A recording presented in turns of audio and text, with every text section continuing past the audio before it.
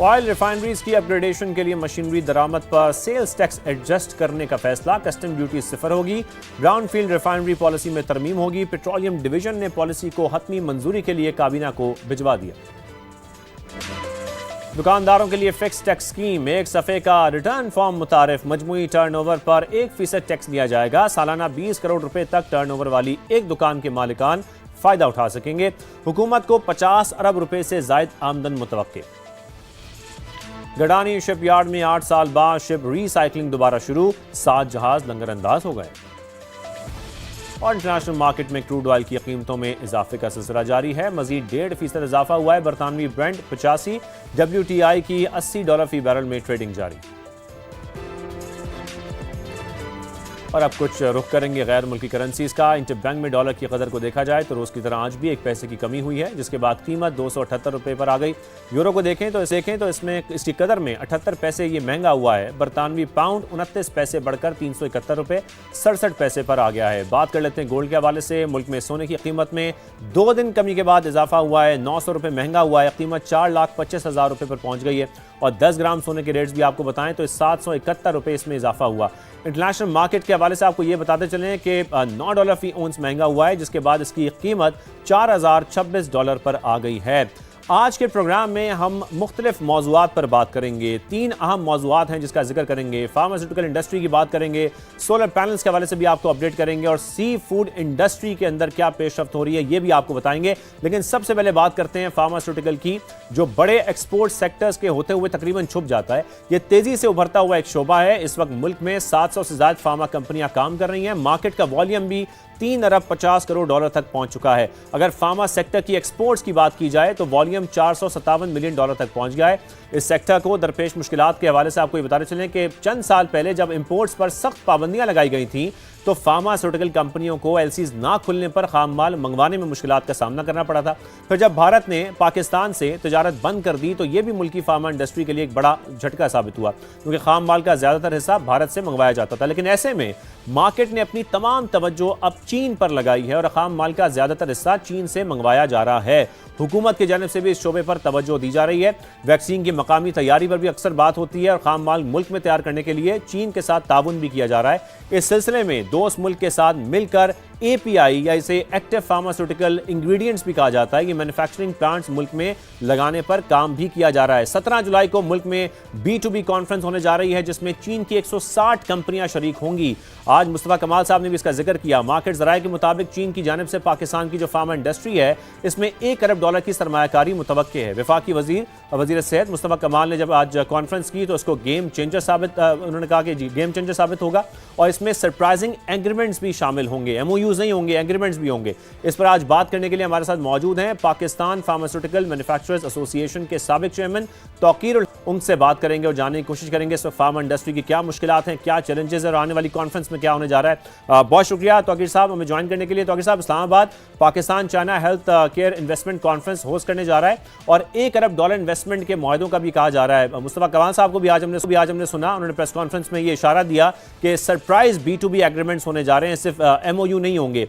ये ज्यादा इन्वेस्टमेंट्स क्या वाकई सिर्फ रॉ मटेरियल की जो लोकल मैन्युफैक्चरिंग है इसके हवाले से ही होंगी? जरा आप तफसीलन बता सकते हैं? जी, अस्सलाम वालेकुम जी, बहुत शुक्रिया आपने मुझे इस प्रोग्राम में मदऊ किया। यस, ये जो मुस्तफा कमाल साहब कह रहे हैं, it will be a game changer.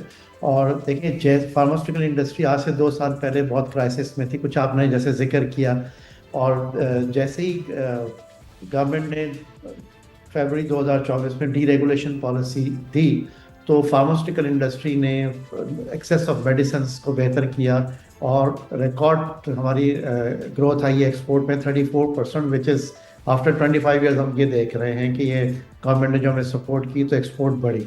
और इसके साथ साथ आपको ये मैं बताना चाहूँ कि 90% मेडिसिन जो है हम खुद मैन्युफैक्चर कर रहे हैं और इस वक्त लोकल इंडस्ट्री जो है वो तकरीबन 80% मार्केट शेयर है उसका। ये राइट टाइम है कि जब एक डीरेगुलेशन पॉलिसी आ गई, कंपनीज जो हैं वो एक्सपोर्ट पे तवज्जो दे रही हैं, फॉरेन इन्वेस्टमेंट आ रही है और जो मेजर फार्मास्यूटिकल कंपनीज हैं they are all set to invest. तो ये एक हवा का एक ताज़ा झोंका है कि जो 160 के करीब चाइनीज़ कंपनीज आ रही हैं। तो I would first of all like to thank Mustafa Kamal साहब, हारून अख्तर साहब, ट्रैप, टी डैप, और ये जो गवर्नमेंट ने हमें हमारा जो हैंड होल्डिंग की है, इसमें जो सबसे ज़्यादा जो अच्छी बात यह है कि 90% अभी भी हम डिपेंडेंट है इंपोर्ट पे, जिसमें एग्जैक्टली। एंटी कैंसर प्रोडक्ट हैं, बायोलॉजिकल प्रोडक्ट्स हैं, वैक्सीन्स हैं। तो ये ज़्यादातर कंपनीज जो आ रही हैं, हमारा सारा फोकस ये है कि हम इनके साथ जॉइंट वेंचर करें, क्योंकि ऑब्जेक्टिव गवर्नमेंट का भी और इंडस्ट्री का भी यही है कि हम खुद कफील होना चाहिए। वैक्सीन्स हम यहाँ नहीं बना पा रहे हैं, कैंसर की प्रोडक्ट्स इंपोर्ट होती हैं, वो बहुत महंगी हैं। और इसके राइट। साथ साथ जो हमारा रॉ मटेरियल है एपीआई, वो 90% जो है हमें इंपोर्ट करना पड़ता है। और आप सही कह रहे थे कि पहले इंडिया से था, अब 80% चाइना पे है। तो जितनी अच्छी कंपनीज हैं उनको हम ये आ रही है, इसमें एपीआई बिल्कुल सही। कंपनीज भी हैं, तो और ये तौकीर जॉइंट साहब, वेंचर। इससे हम कितना फ़ायदा उठाएंगे? हम ये भी एक्सपेक्ट करें कि ज़ाहिर है इन एग्रीमेंट्स की जब बात हो रही है तो फार्मास्यूटिकल जो टेक्नोलॉजी है इसका ट्रांसफ़र भी कुछ होगा, ज़ाहिर है जब यहाँ पर इन्वेस्टमेंट भी होगी तो। एग्जैक्टली जी, टेक्नोलॉजी ट्रांसफर होगी, इंपोर्ट सब्सटीट्यूशन होगी, क्योंकि ये इतनी महंगी जो एंटी कैंसर प्रोडक्ट या एपीआई जो 90% हम इंपोर्ट कर रहे हैं, तो अगर यहाँ पे जॉइंट वेंचर हो गया, टेक्नोलॉजी ट्रांसफर हुई, तो ना सिर्फ ये कि हम सेल्फ सफिशिएंट खुद होना शुरू हो जाएंगे, बल्कि इन फ्यूचर हम ये एपीआई को एक्सपोर्ट करने के भी काबिल होंगे सीआईएस कंट्रीज और अफ्रीकन कंट्रीज में। ये तो बहुत ज़बरदस्त एक मौका है। और ये फार्मास्यूटिकल इंडस्ट्री को, आप सही कह रहे थे कि ये फ्यूचर का पोटेंशियल है टू ब्रिंग एक्सपोर्ट्स, क्योंकि टेक्सटाइल को हम हमेशा अहमियत देते हैं और बाकी जो सेक्टर हैं, लेकिन इस पे अब गवर्नमेंट ने तवज्जो दी। और मैं अभी आगे देखें, मुस्तफा कमाल साहब जो हमारे हेल्थ मिनिस्टर, उन्होंने एक बड़ा स्पेशल फोकस किया और वैक्सीन पॉलिसी अनाउंस की फेडरल गवर्नमेंट ने। आज इससे पहले वैक्सीन पॉलिसी नहीं थी। अब सारा फोकस ये है कि चाइनीज कंपनीज भी आ रही हैं, पॉलिसी भी आ गई है, एपीआई की पॉलिसी भी जो है वो अप्रूव हो चुकी है। तो अब फ्यूचर जो है ना, वो ये है कि हम मेडिसिन खुद तो बना ही रहे हैं, लेकिन ये जो 10% हमें इंपोर्ट करना पड़ रहा है, बायोलॉजिकल प्रोडक्ट्स और वैक्सीन्स और एंटी कैंसर प्रोडक्ट्स और एंटी टीबी प्रोडक्ट्स, तो ये भी हम बनाएं और हम यहाँ से टेक्नोलॉजी ट्रांसफर हो, और इसके साथ बिल्कुल साथ हम बिल्कुल। वैक्सीन भी बनाएं और एपीआई भी हम खुद बनाएं।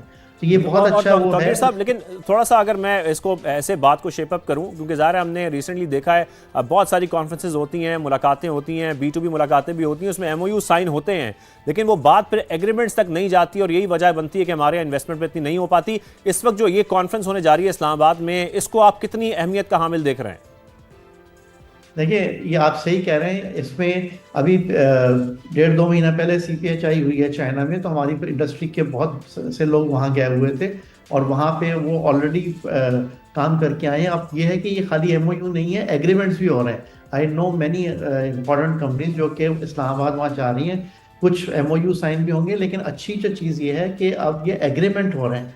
तो जिसका मतलब ये है कि एक कंफर्म न्यूज़ है कि अब इन्वेस्टमेंट आएगी और हम जो है ना, ये फार्मास्यूटिकल इंडस्ट्री जो है वो फ्यूचर का एक इंस्टीट्यूशन होगा, जो कि ना सिर्फ यहाँ पे एक्सेस ऑफ मेडिसिन को बढ़ाएगा, क्वालिटी को बढ़ाएगा, बल्कि गवर्नमेंट को भी हम सपोर्ट करेंगे कि वी विल ब्रिंग रेवेन्यू। ये बहुत बहुत ज़बरदस्त होने जा रहा है जी ये। और इसमें पहली दफ़ा हम देख रहे हैं कि गवर्नमेंट जो है वो हैंड होल्डिंग कर रही है। वरना ये होता था कि इंडिविजुअल कंपनीज अपने लेवल पे चाइना जा रही हैं, बात कर रही हैं, हुआ एग्रीमेंट नहीं हुआ। जब यहाँ से हमें गवर्नमेंट की सपोर्ट है, तो ये यकीनन जो है इसमें एक अच्छा, और सीरियसनेस है। और तौकीर आप साहब, देखिए, थोड़ा सा अगर हम इस मेजर डिफरेंस को भी समझ सकें, जिस इंपोर्ट्स का आप बात कर रहे हैं, ज़ाहिर है वो इंपोर्ट्स कम होंगी तो हमारे मुल्क की मईशत के लिए वैसे भी वो बेहतर है, लेकिन कुछ फैक्ट्स एंड फिगर्स ऐसे हैं जो आप हमारे नाज़रीन के सामने रख सकते हैं कि इंपोर्ट्स पर जो अभी इन्हिसार है वो किस हद तक कम हो जाएगा, कितना मेजर डिफरेंस आएगा? ज़ाहिर है फिर हमारे फॉरेन एक्सचेंज रिजर्व भी हैं, उसको भी फ़ायदा पहुँचेगा। जैसे मैंने आपसे कहा ना कि तकरीबन 10% जो हमारी मेडिसिन हैं वो इंपोर्ट होती हैं, और सारी अब इसकी वैल्यू में तो मैं भी नहीं बता पाऊंगा, लेकिन ये सही एक सही। बहुत बड़ा जो है वो इंपोर्ट सब्स्टिट्यूशन की तरफ डेफिनेटली जाएंगे।